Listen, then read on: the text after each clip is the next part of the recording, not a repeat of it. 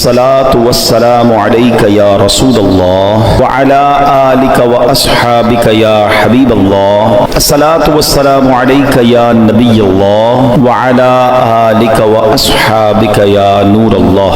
پاک پڑھنے کے بے شمار فضائل و برکات ہیں. آج کل دور بڑا کلیمٹیز کا، پرابلمز کا، ڈیفیکلٹیز کا ہے. بیماریاں الگ چل رہی ہیں، وائرس الگ چل رہے ہیں، پرابلمز الگ چل رہے ہیں. اگر ہم چاہتے ہیں کہ ہماری سیکیورٹی رہے، اللہ کی رحمتیں ہمارے ساتھ رہیں، تو درود پاک ایک ایسا فارمولہ ہے کہ اگر ہم گھر سے نکلیں درود پڑھتے ہوئے، کام پہ جا رہے ہیں درود پڑھتے رہیں، واپسی میں آئیں تو درود پڑھتے رہیں، فضول باتوں سے اگر اپنے آپ کو بچائیں تو انشاءاللہ آپ اللہ کی رحمتوں کے سائے میں رہیں گے. اللہ کی رحمت نازل ہوتی رہے گی تو پرابلمز بھی دور ہو جائیں گی. اللہ مجھے بھی درود پاک کثرت سے پڑھنے والا بنائے. صلو علی الحبیب صلی اللہ تعالی علی محمد صلی اللہ علیہ وسلم. ایک بار ایک شخص بارگاہ رسالت میں حاضر ہوا، عرض کیا یا رسول اللہ صلی اللہ تعالی علیہ وسلم، کوئی ایسا مومن بھی ہے جو جہنم میں باقی رہ جائے گا؟ فرمایا ہاں، ایک شخص جو جہنم کے گہرے گھڑے میں ہوگا اور اونچی آواز سے یا حنانو یا منان پکار رہا ہوگا. اس کی آواز بلند ہوگی، اس آواز کو حضرت جبرائیل سنیں گے، کہیں گے العجب العجب، عجیب بات ہے، عجیب بات ہے. پھر حضرت جبرائیل علیہ السلام اللہ عز و جل کے عرش کے سامنے حاضر ہوں گے، سر سجدے میں رکھ دیں گے. اللہ پاک فرمائے گا ارفع راسک یا جبرائیل، اے جبرائیل اپنا سر اٹھاؤ. حضرت جبرائیل علیہ السلام سر اٹھائیں گے. اللہ پاک فرمائے گا جبرائیل تم نے کیا عجیب چیز دیکھی ہے؟ عرض کریں گے یا اللہ میں نے ایک آواز سنی ہے، کوئی شخص جہنم کے گہرے گھڑے میں یا حنان یا منان پکار رہا. اللہ پاک فرمائے گا جبرائیل مالک یعنی داروغہ جہنم کے پاس جاؤ اور انہیں کہو کہ وہ بندہ جو یا حنان یا منان پکار رہا ہے اسے جہنم سے نکال لاؤ. حضرت جبرائیل علیہ السلام جہنم کے دروازے پر تشریف لے جائیں گے، دستک دیں گے، حضرت مالک باہر آئیں گے. حضرت جبرائیل علیہ السلام انہیں اللہ پاک کا حکم سنائیں گے. حکم سن کر حضرت مالک علیہ السلام جہنم کے اندر جائیں گے. ہمارے پیارے آقا علیہ السلام نے فرمایا جیسے ماں اپنے بچوں کو پہچانتی ہے، حضرت مالک ایسے ہی جہنم کو پہچانتے ہیں. اس کے باوجود آپ یا حنان یا منان کہنے والے شخص کو تلاش نہیں کر پائیں گے. باہر تشریف لائیں گے، حضرت جبرائیل سے عرض کریں گے اے جبرائیل جہنم نے گہرا سانس لیا ہے، اس لیے کون سی چیز پتھر ہے، کون سی چیز لوہا ہے اور کون انسان ہے اس کی پہچان نہیں ہو رہی. حضرت جبرائیل پھر اللہ کی بارگاہ میں سجدہ کریں گے. اللہ پاک ارشاد فرمائے گا اے جبرائیل سر اٹھاؤ، تم یا حنان یا منان کہنے والے کو کیوں نہیں لائے؟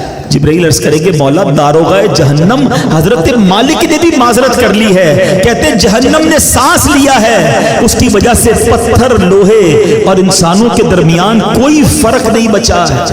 اللہ گویا سبھی جل کر جس کو کہنا کوئلہ بن چکے، کسی چیز کی پہچان نہیں ہو پا رہی ہے. اللہ پاک فرمائے گا جبرائیل مالک سے کہو میرا بندہ جہنم کے فلاں گھڑے میں فلاں کونے میں اس طرح پڑا ہوا ہے. حضرت جبرائیل جہنم کے دروازے پر جائیں گے اور حضرت مالک کو یا حنان یا منان پکارنے والے کا پتہ بتائیں گے. حضرت مالک جہنم کے اندر جائیں گے تو دیکھیں گے ایک شخص ہے، اس کے پاؤں اس کی پیشانی کے ساتھ اور ہاتھ گردن کے ساتھ بندھے ہوئے ہیں اور جہنم کے سانپ بچھو اس کے ساتھ لپٹے ہوئے ہیں. حضرت مالک اس کی زنجیریں توڑ دیں گے اور جہنم سے نکال کر حضرت جبرائیل علیہ السلام کے حوالے کر دیں گے. حضرت جبرائیل اسے عرش الہی کے سامنے لے کر حاضر ہوں گے، سر سجدے میں رکھیں گے. اللہ پاک فرمائے گا اے جبرائیل سر اٹھاؤ.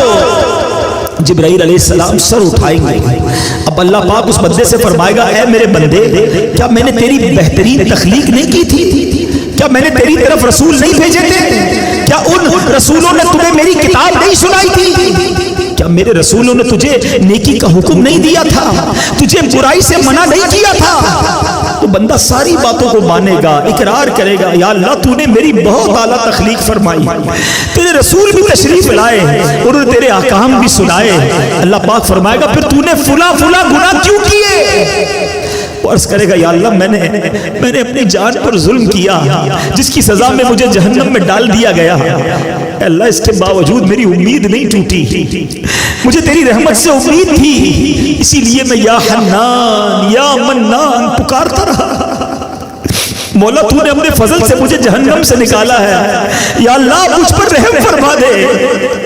اللہ پاک فرمائے گا اے فرشتوں گواہ ہو جاؤ، میں نے اس بندے پر رحم کیا اور اسے معاف کر دیا۔ رحمت دا دریا الہی ہر دم وغدا تیرا، جے قطرہ بخشے میں کم بن جاوے میرا، عدل کرے تے تھر تھر کمبن اچیاں شانہ والے۔ ہمیں تو پہلے ہی پتا ہے کہ اگر اعمال تولے گئے تو مارے جائیں گے، پکڑے جائیں گے، ہمارے گناہ ہی گناہ ہیں۔ اللہ ہم تو دنیا کی آگ میں ایک منٹ ہاتھ نہیں رکھ سکتے، جہنم میں کیسے جا سکیں گے؟ ہم آج کی رات تیرے عدل کے نہیں، تیرے انصاف کے نہیں مولا، تیری رحمت کے سوالی ہے۔ عدل کرے تے تھر تھر کمبن اچیاں شانہ والے، فضل کرے فضل کرے تو بخشے جا سکے۔ میں ورگے منہ کالے، میں اور آپ اور ہمارے گناہ اس کی رحمت کے آگے کچھ نہیں، ایک قطرہ ہی اس کی رحمت کا بہت ہے۔ عدل کرے تے تھر تھر کمبن اچیاں شانہ والے ہیں۔ اگر تو عدل کرے گا تو جن کے نام بھی بڑے بڑے ہیں نا ان کی بھی حالت خراب ہو جانی ہے۔ ایک شخص نبی پاک علیہ السلام کی بارگاہ میں آیا، عربی، یا رسول اللہ یہ بتائیے قیامت کے دن مخلوق کا حساب کون لے گا؟ اللہ کے حبیب فرماتے اللہ لے گا۔ یا رسول اللہ کیا اللہ خود حساب لے گا؟ نبی پاک نے فرمایا ہاں اللہ خود حساب لے گا۔ تو وہ مسکرا دیا۔ تو نبی پاک علیہ السلام نے مسکرانے کی وجہ پوچھی تو وہ کیا کہتا ہے کہ کریم جب کسی پر قدرت پاتا ہے نا تو معاف کر دیتا ہے، اور جب حساب لیتا ہے تو درگزر فرماتا ہے۔ اللہ سے بڑا کریم کون ہے؟ اب نبی پاک علیہ السلام نے رپلائی کیا دیا کہ عربی نے سچ کہا، جان لو اللہ عز و جل سے بڑا کریم کوئی نہیں، وہ سب کریموں سے بڑھ کر کریم ہے۔ علماء لکھتے ہیں کہ ماں کے دل میں جو بچے کے لیے رحمت ہوتی ہے نا، اور جانور بھی اپنے بچوں سے جو پیار کرتے ہیں، اللہ کی 100 رحمتیں ہیں، اللہ نے ان 100 رحمتوں میں ایک رحمت دنیا میں اتاری ہے، وہ 99 رحمتیں اللہ نے قیامت کے دن کے لیے بچا رکھی ہیں۔ یہ وہ باتیں ہیں جو ہمارے دل میں ہونی چاہیے۔ انفارچونیٹلی ہم اللہ سے ہی بدگمان ہو جاتے ہیں۔ یہ نہ کیا کرو، اللہ سے دوستی کر لو۔ ہماری ایک بات کوئی نہ مانے نا ہم اس سے ناراض ہو جاتے ہیں۔ کبھی سوچنا ہم نے اللہ کی اب تک کتنی نبھانی ہے، کتنی نافرمانیاں کی ہیں، وہ کچھ واپس نہیں لے رہا، وہ دیے جا رہا ہے، ہم اس کی نافرمانی کیے جا رہے ہیں۔ اپنی زندگی کا ایک ٹارگٹ بنا لیں کہ میں نے اگر سب سے زیادہ کسی سے محبت کرنی ہے تو اپنے رب سے کرنی ہے۔ دیکھو اللہ کی نافرمانی سے بچنے کے 2 طریقے ہیں۔ ایک تو یہ ہے کہ بندہ اس لیے نافرمانی نہ کرے کہ وہ عذاب میں ڈالے، خوف سے